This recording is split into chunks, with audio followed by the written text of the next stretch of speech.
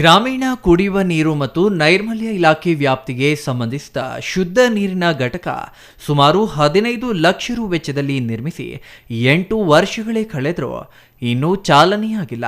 ನಂಜನಗೂಡು ತಾಲೂಕಿನ ಮಳ್ಳೂರು ಗ್ರಾಮದಲ್ಲಿ ಈ ಘಟಕ ಸ್ಥಾಪಿಸಲಾಗಿದ್ದು, ಗ್ರಾಮದಲ್ಲಿ ಸುಮಾರು 1400 ಜನಸಂಖ್ಯೆ ಇದ್ದು ಬೋರ್ವೆಲ್ಗಳ ನೀರು ಉಪಯೋಗಿಸಲಾಗುತ್ತಿದೆ.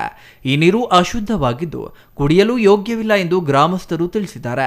ಘಟಕದ ಅಕ್ಕಪಕ್ಕದ ಮನೆಯವರಿಗೆ ದನ ಕರುಗಳನ್ನು ಕಟ್ಟಿ ಹಾಕಲು, ಬಟ್ಟೆ ಒಣಗಿಸಲು, ಮೇವು ಸಂಗ್ರಹ ಪ್ರದೇಶವಾಗಿ ಮಾರ್ಪಾಟಾಗಿದೆ. ಇತ್ತ ಶುದ್ಧ ಕುಡಿಯುವ ನೀರಿನ ಘಟಕ ಇಲ್ಲ, ಅತ್ತ ಸರ್ಕಾರದ ಹಣವು ಪೋಲು ಎಂಬಂತೆ ಅಧಿಕಾರಿಗಳ ನಿರ್ಲಕ್ಷ್ಯ ಎದ್ದು ಕಾಣುತ್ತಿದೆ. ಈ ಬಗ್ಗೆ ಗ್ರಾಮದ ವ್ಯಾಪ್ತಿಗೆ ಸಂಬಂಧಿಸಿ ಹೊರಳವಾಡಿ ಗ್ರಾಮ ಪಂಚಾಯಿತಿಗೆ ದೂರು ನೀಡಿ ವರ್ಷಗಳೇ ಕಳೆದಿದ್ರು. ಗ್ರಾಮ ಪಂಚಾಯಿತಿ ಅಧಿಕಾರಿಗಳು, ಗ್ರಾಮೀಣ ಕುಡಿಯುವ ನೀರಿನ ಅಧಿಕಾರಿಗಳು ಇತ್ತ ತಿರುಗಿಯೂ ನೋಡಿಲ್ಲ. ಪ್ರಕಾಶ್ ಮುಳ್ಳೂರು, ಕರ್ನಾಟಕ ಭೀಮಸೇನೆ, ಮೈಸೂರು ಜಿಲ್ಲಾ ಪ್ರಧಾನ ಕಾರ್ಯದರ್ಶಿ.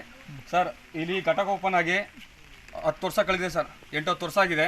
ಬಟ್ ಸಂಬಂಧಪಟ್ಟ ಅಧಿಕಾರಿಗಳಾಗಲಿ ಇಲ್ಲಾಂದರೆ PDO ಆಗಲಿ ಇದಕ್ಕೆ ಯಾರೂ ಬರ್ತಾಯಿಲ್ಲ ಸರ್. ಇದು ಸುಮ್ಮನೆ 15 ಲಕ್ಷ ಖರ್ಚು ಮಾಡಿ ಸಾರ್ವಜನಿಕ ಹಣ ಪೋಲಾಗಿದೆ. ನಾವು 2-3 ಸರಿ ಪಂಚಾಯತಿ ಲೆಟರ್ ಕೊಟ್ಟರು, ಅವರು ಮೇಲಧಿಕಾರಿ ಕೊಡ್ತೀನಿ ಅಂತ ಹೇಳ್ತಾರೆ ಹೊರತು ಉಡಾಪೆ ಮಾತುಗಳು ಸರ್. ಅಧಿಕಾರಿಗಳು ನಮ್ಗೆ ಉಡಾಪೆ ಮಾತು ಹೇಳ್ತಾರೆ, ಇದನ್ನ ನೀಟಾಗಿ ರೆಡಿನೂ ಮಾಡಿಸ್ಕೊಡಲ್ಲ, ಇಲ್ಲಾಂದ್ರೆ ಇದನ್ನ ನಿರ್ವಹಣೆ ಮಾಡಲ್ಲ, ಇದ್ರ ಬೇರೆ ಕಡೆ ಶಿಫ್ಟ್ ಮಾಡಲ್ಲ ಸರ್. ಇದು ನಾವು 8-10 ವರ್ಷ ಆಗಿದೆ ಸರ್ ಇದು ರೆಡಿ ಮಾಡಿಸಿ.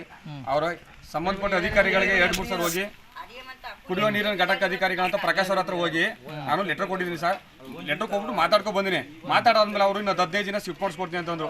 15 ದಿನ ಅಲ್ಲ ಸರ್, 2 ತಿಂಗಳಾಯ್ತು. 2 ತಿಂಗಳಾದ ಶಿಫ್ಟ್ ಮಾಡಿಸಿಲ್ಲ ಅಂದ್ರೆ ಅಧಿಕಾರಿಗಳು ಉಡಾಪೆ ಮಾತು ಸರ್.